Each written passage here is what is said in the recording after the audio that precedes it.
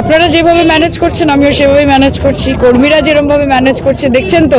কেউ ভালোবেসে দিদি একটু ডাব খান, কেউ একটুখানি গ্লুকন ডি দিচ্ছে, কেউ একটু অরেঞ্জ দিচ্ছে, এরকম ভাবেই ছোট্ট ছোট্ট পায়ে চলতে চলতে ঠিক পৌঁছে যাবো। ওনারা তো আমাদের সম্পদ, আমাদের কর্মীরা হেঁটে একটা র্যালিকে এগিয়ে নিয়ে যায় বলেই তো আমাদের এত গুরুত্ব।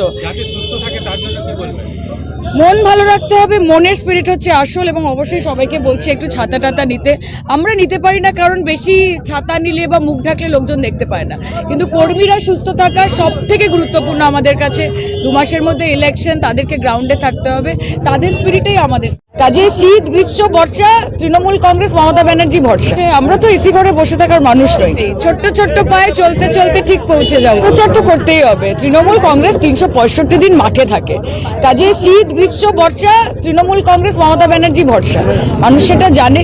প্রখর